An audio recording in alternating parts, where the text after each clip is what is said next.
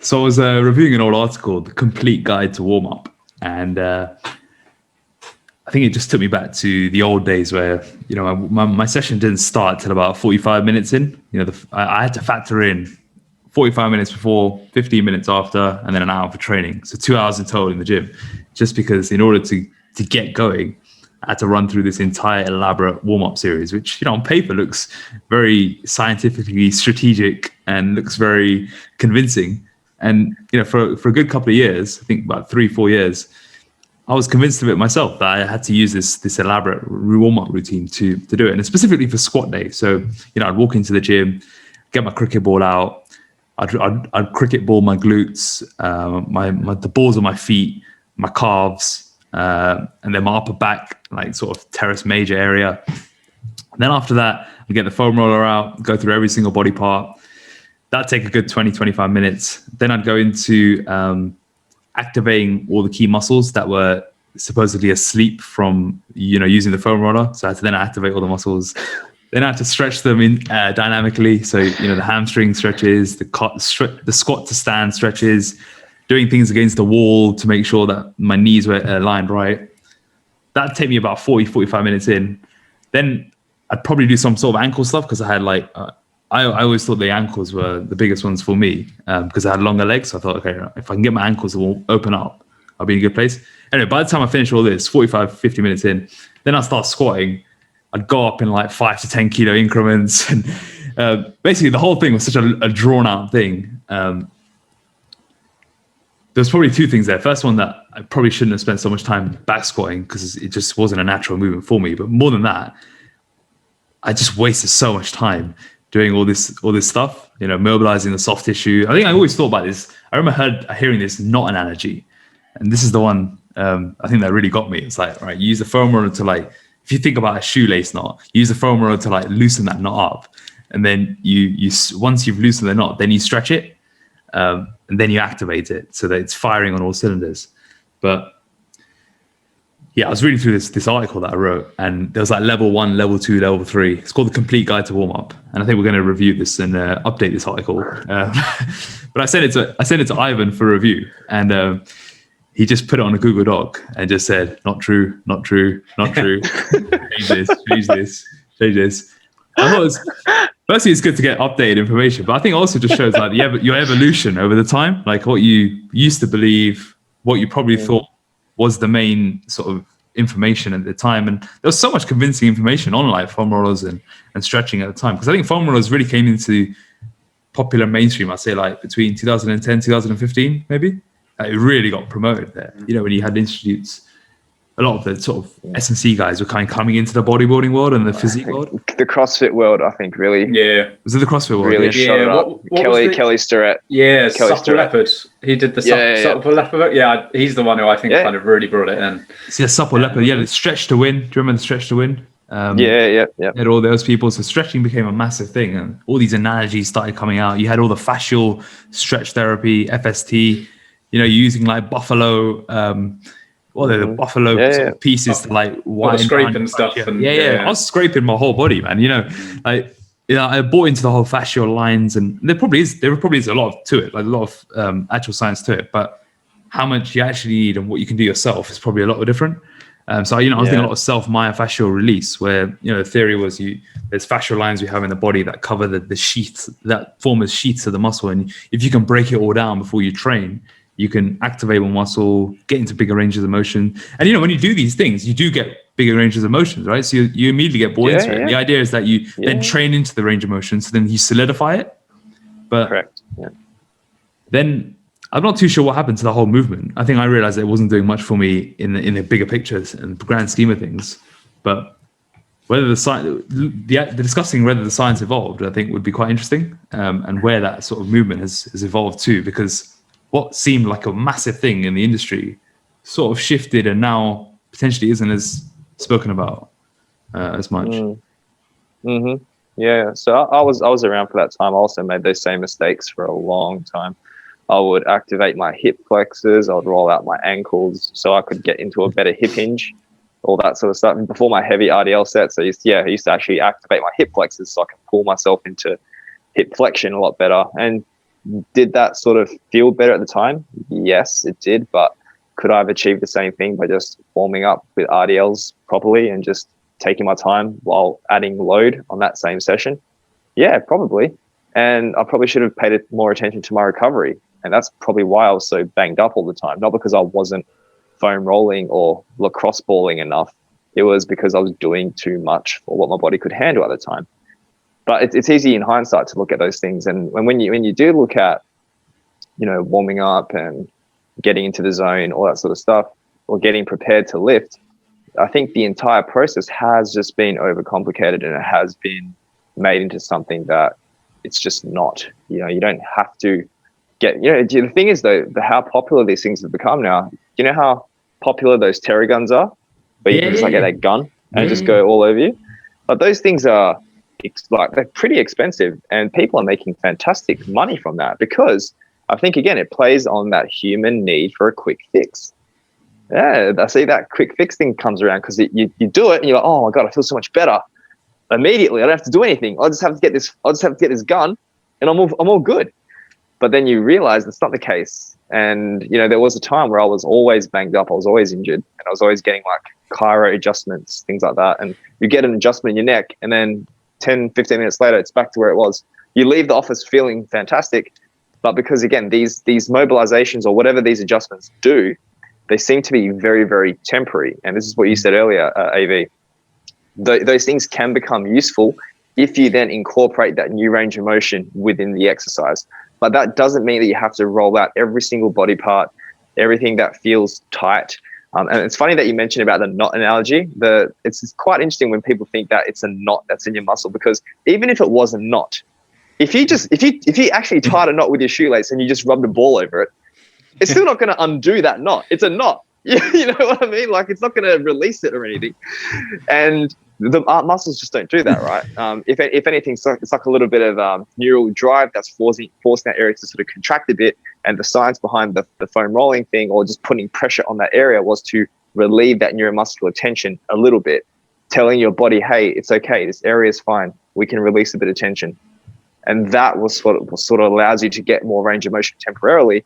But again, that led to people just, having to include foam rolling and rolling with everything for half an hour, 40 minutes, every body part. Otherwise, they're going to get injured.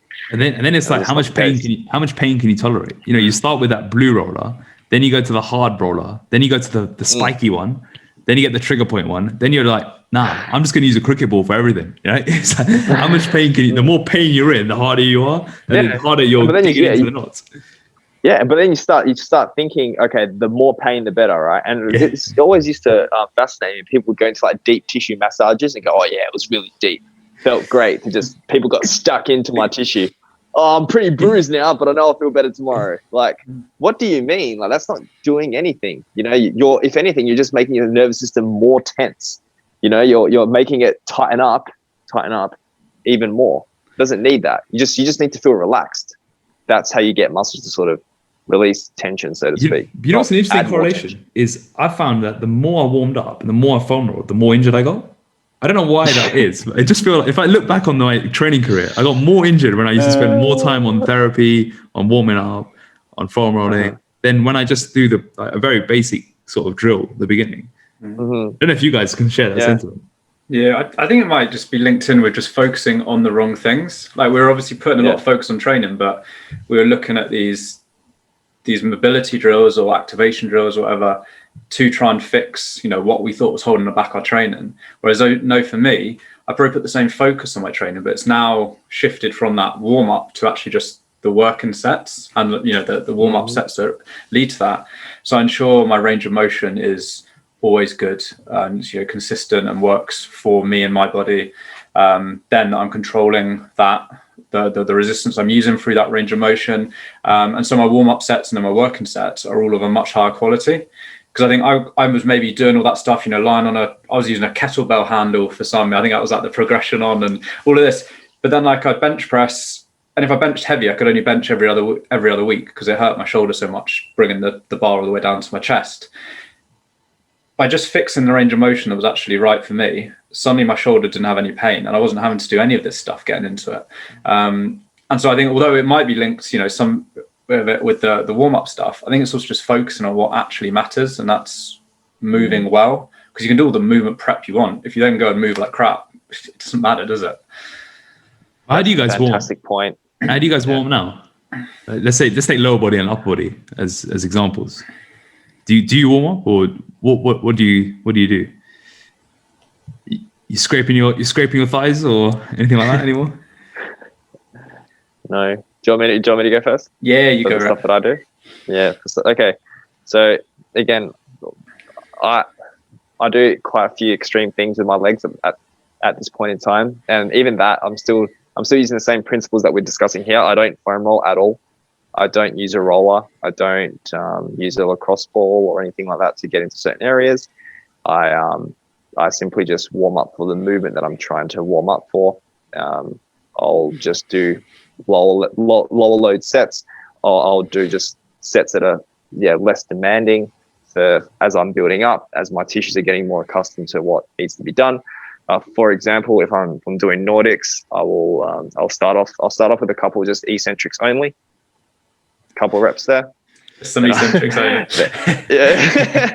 yeah. But then I'll do like a couple, sets of 2 or whatever for a couple until my hamstring starts feeling really good.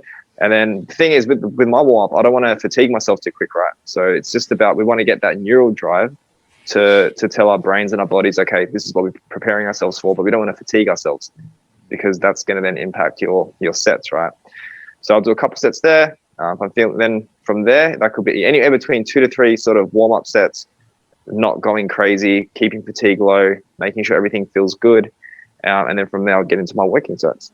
And that's for Nordic curls, which are very, very taxing on the knee joint. Like, I don't do any specific like knee, ankle mobility stuff or anything like that.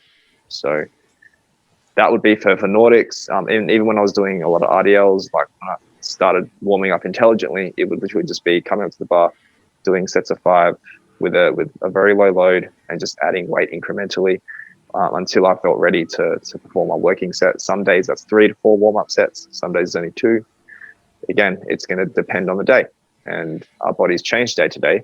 So your loading parameters also sort of have to change with regards to how you warm up. But it doesn't have to be anything crazy. It doesn't have to be anything, my right glute is doing this, or my right hip is doing this, I need to roll that out. No, just do the technique better and brace and use the range of motion that you can use. That's a fantastic point, Ed, that you just said earlier. I think a lot of people, if you feel banged up all the time, or you feel you have to always roll out, look at your technique. Look at your technique and look at how much load you're placing on your body throughout the week.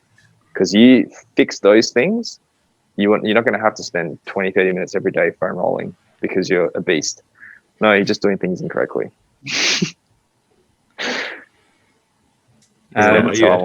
Yeah, for me, I do, depending on if it's upper or lower, so I'm doing a lower body day, I'll just try and take ankles, knees and hips just through the range of motion I've got, just with some body weight movements. So it might be like bringing my toes up towards my shins, holding there for like 2 seconds, doing 3 reps of that, going the other way, so just contracting calves.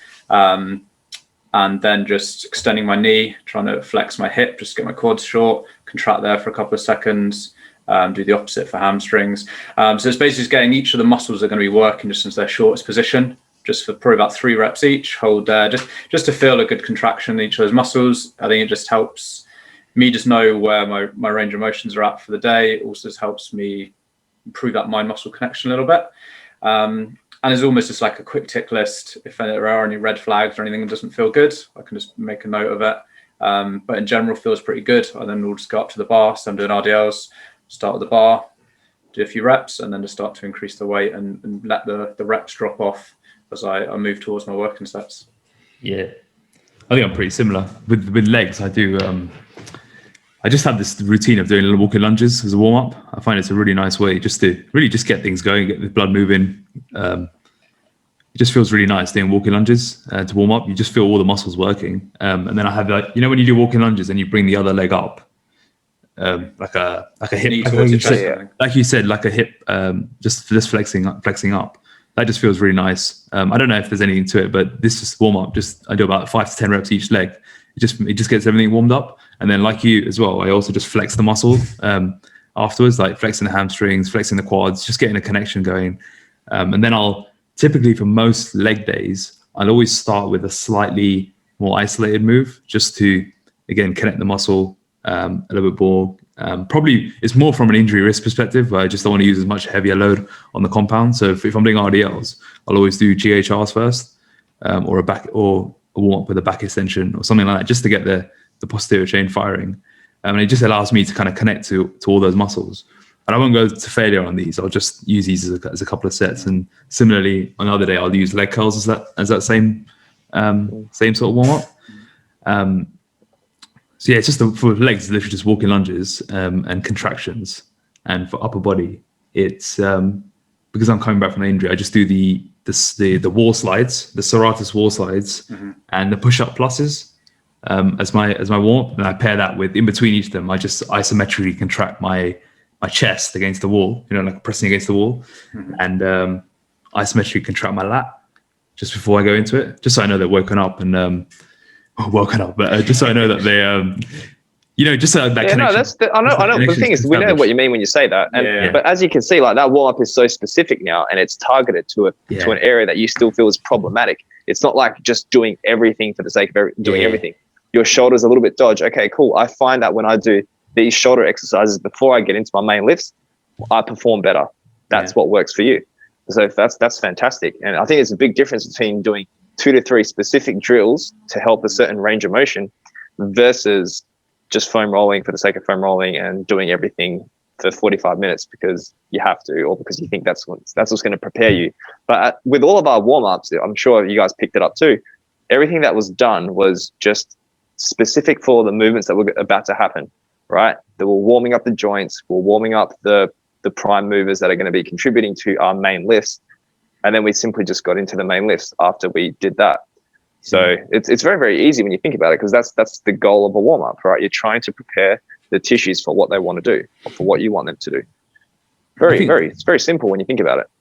I think the best warm-up for me is always the specific exercise warm-up. So once I've done those few drills, I actually do more warm-up sets than I probably need, just because it allows me to actually get the range of motion right, get the mind muscle connection set.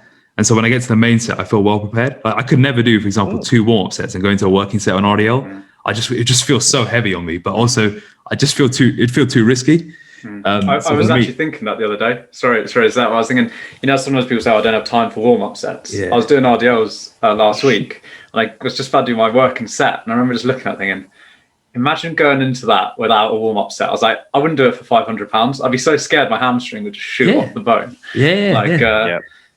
It's scary. I mean, if I'm doing 140, I'll do the bar about 10 times. Then I'll do 60 for 5, 80 for 3, 100 for 3, 120 for 3, 130 for 1, and then I'd go 140 for working set. That's the way I'd do it. And then similarly for like a Bulgarian, if I'm doing 40 kilos, I'll do body weight for 8 to 10, 20 for 5, 30 for 3, and then I start. That's great. Yeah, because you have to work up to those loads. The nervous system has to adapt accordingly. You can't just go into your heavy stuff immediately. Yeah, that's funny that you mentioned that, Ed, because when I hear that, I'm like, A, you're either going to get really hurt, or B, you're just not training hard enough. If that's the case, you come in and you don't need a warm up. You just get into your main lift with no warm up. First thing in the morning, deadlift. Okay, even if you're mentally an absolute nutcase though, and you're willing to do that, you still couldn't physically perform like that because, like you said, your nervous system, it would just be such a shock to it. Like it's not primed for it. So like your body isn't going to allow you to express the strength you have because it just wouldn't deem it safe. So that's where like these warm-up sets are getting you to a point where your body's going to allow you to express the strength you have. Otherwise, it's just going to cap it. And it might feel like a hard set still, but it's not going to allow you to give your all physically because it's just not safe to do so. So that really hard set 10, I was actually thinking when I was going through that, I probably wouldn't want to do much more than like 2/3 at most of my working weight straight off the bat without any warm-up sets. So at best, you're doing like 60, 70% at best of what you really could be doing. And then, probably leave a few reps in the tank. Well, you wasted your time there, really, haven't you? What you see most people in the gym do is that you see the plate guys, if they're doing 3 plates, it's like bar, 1 plate, 2 plate, you're on. but they'd do so much better. And they'd all do each set would be for 10 reps. So they're working sets like 6 to 10 reps. They just do bar for 10, 1 plate for 10, 2 plate for 10, 3 plate for whatever. And they'd be much better off just doing a few more sets, but at lower the reps, like max 5 reps. And your nervous system gets primed up, and you don't waste energy. You don't be wasting. You don't even trying to set PRs on your warm up set. The only time I ever see that's beneficial of actually doing more reps on your warm up set continuously is, I'd say, if you're really banged up. Like if you're really banged up, then there may be some benefit, just because you don't have to use much load for your top sets potentially. Yeah, I would say if you're banged up, you just keep your loads very low for that day, and your warm up sets are just your working sets, in my opinion. You know, I don't think you need like an extended warm up if you're more banged up. I think you maybe need more sets. Yeah, so, for example, you do like reps. 10 at 40, 10 at 50, 10 at 60, and then at 6 or 70, something like that. You know, you see the old school bodybuilders train. I had a coach in old school. I had a coach who used to tell me to do, it was like, let's say it was 3 sets 10. Each set would get slightly heavier. And the approach was kind of like, the first 2 were, you were working, but they were sub-maximal. And then it just meant that last set, kind of like what you said, Akash, you could still go to failure, but just what you wouldn't need as much load. I don't think it was the optimal way necessarily for me to do it at the time, but I think that was the kind of thought behind it. Like, as long as you're going to failure, it just means you don't quite necessarily have to use as much weight, because there's that element of fatigue already there. Yeah, and then once you've got cracking later on in the workout, you don't need to use as much warm up. So like once you can literally go straight in for some, or you can just use one warm up just to prime the movement pattern, and then go straight in. You don't need to be doing 5 sets for each warm up, each exercise. That's probably overkill. Yeah. But let's say you're doing a leg press, you might, and your legs are already warm. You might just need 1 or 2 sets max, and you can go straight into it. Yeah, I remember when I was doing like full body workouts, where I would start my session with like an RDL and then get into like dumbbell press or something afterwards.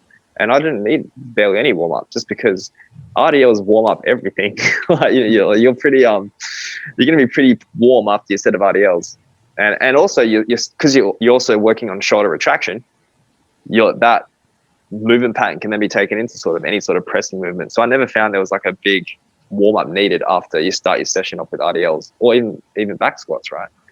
So yeah, I think after that first main set is done, depending on how you structure your session, like you don't need to be spending nowhere near as much time warming up for the subsequent sets or subsequent exercise, because usually as you structure a program, the less demanding exercises will come after the more demanding exercises that you usually put at the start. So, but again, that can also vary, but those are just my observations. One other thing is, when it comes to warm up, one thing you should never do is just run on the treadmill and then go into your leg workouts. Yeah, that's a very common way. You learn that in your PT exam, and most PT clients are told this as well. You see them in the gym all the time, right? Warm up on the treadmill and then we'll start the session. It's probably one of the worst ways to start, just because let's add a load of fatigue without any specific benefits for the exercise. It's not specific at all. It's a complete waste of time. It's not specific at all to what exercise you're going to do, and it's just not going to help you in any way. The only reason for a warm up is to improve the range of motion, potentially improve activation, and then get into it. Anything else is just wasting your time. I think there's something to be said for increasing your body temperature in some way. You don't have to do running. If you like running, you can run for like a couple of minutes, but make sure you still get into your proper priming exercises for the main lifts that are coming. But yeah, if you find something just to get the body warm, whether it's elliptical, whether it's, I personally would prefer something that's more low impact. So you can just warm up your body without taking any additional fatigue, and then get into your training, especially on those colder mornings. Colder days.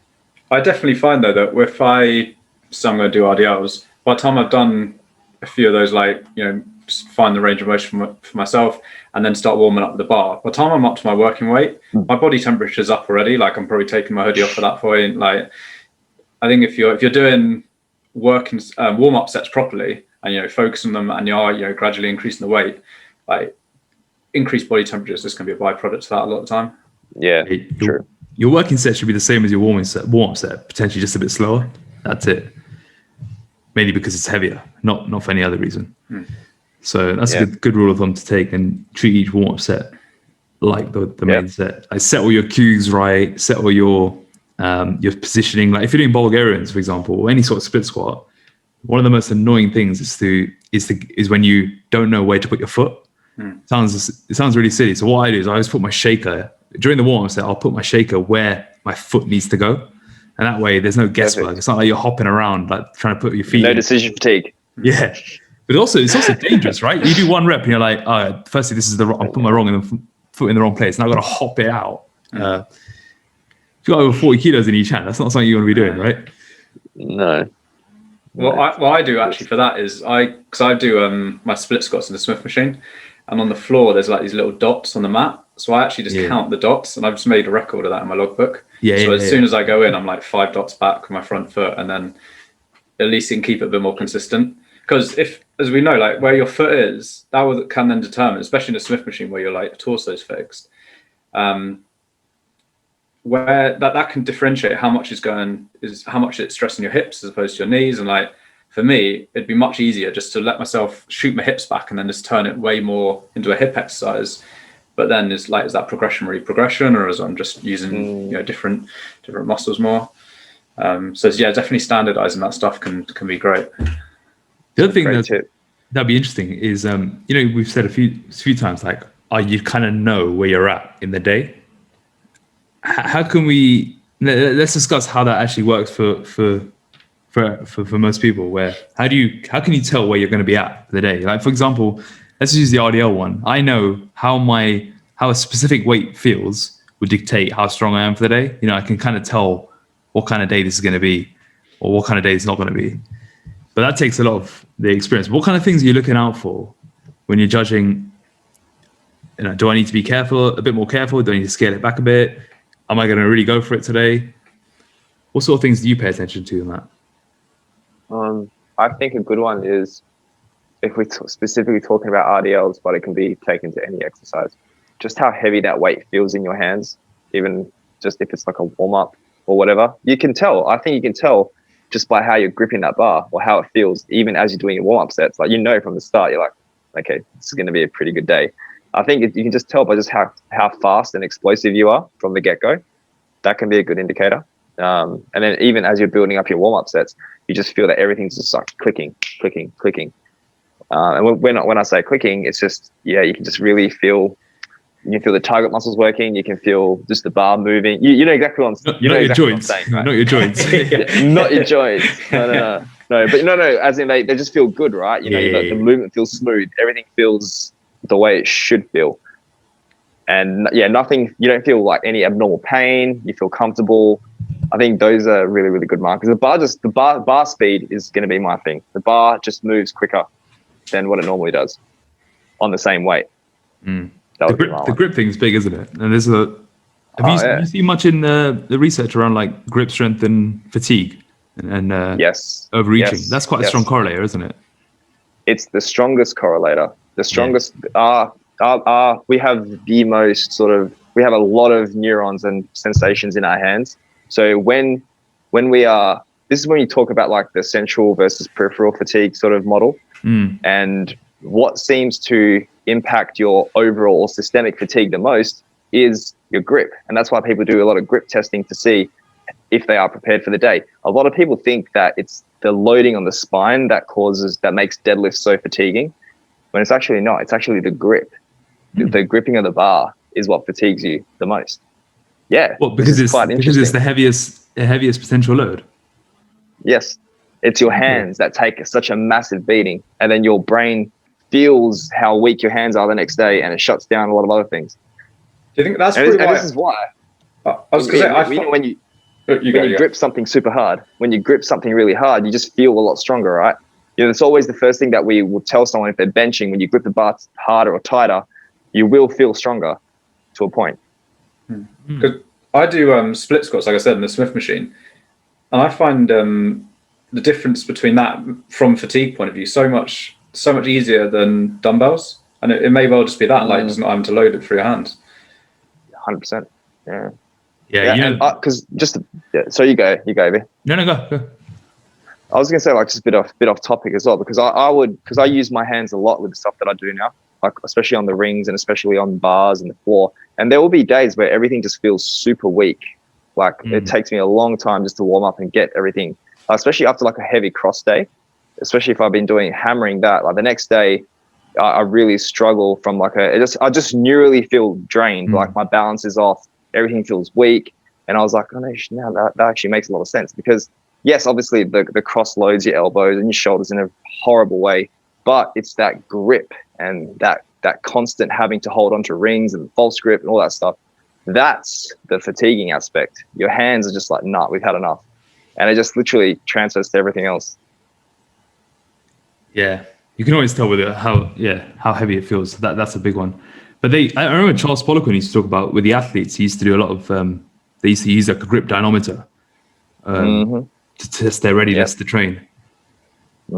And I remember when I was training grip, when I was training my grip a lot, because back in the day I could barely hold an 80 kilo bar, so I made it my mission to like, all right, I'm gonna get my grip and forearm strength bigger. So I bought a sledgehammer, I bought the Captain and Crush grippers, I bought all the equipment. And one of the things, every time I read about grip training, all the thing they said was always rotate the type of grip training you do, because of the level of fatigue it generates. So one day I'd do like the finger walks with a sledgehammer. Next day I'd do Captain and Crush grippers. The next day I'd do like supination and pronation. Or to just rotate the stimulus. But Poliquin used to say train it daily, but do a different function every day, didn't he? It's very interesting stuff. Yeah. One thing I do with that, so preparation, is not only just the grip thing, but also just, you could tell in your warm-up sets, there's just stuff just don't feel right. You just can't activate the right muscle. You just can't seem to, like, you've got this weird sort of niggle that you don't really know what to do with it. You just know that it's not going to be a good day. I think on those days, you just got to be either more dialed in with your technique, because sometimes it can kind of dissipate as you go along, or just know that it's not going to be a PR day. And then often, because you've told yourself that, it ends up being a PR day. But that's another thing I'd say. Yeah, and I think a really good way to like put that into practice is spend a bit of time in the hardest position of a lift. So say you're doing an RDL in your warm-up sets, pause at the bottom for 2-3 seconds. Feel how that does feel. Feel, are you contracting your hamstrings? Can you feel your glutes working? Are any joints hurting? So the bench, any pressing, that's going to be the bottom position. Squatting movement, the bottom position. A pull up when you're closest up to the bar. Any row when you've brought the weight towards you. So the hardest position of a movement, spend a little bit of time there, see how it feels.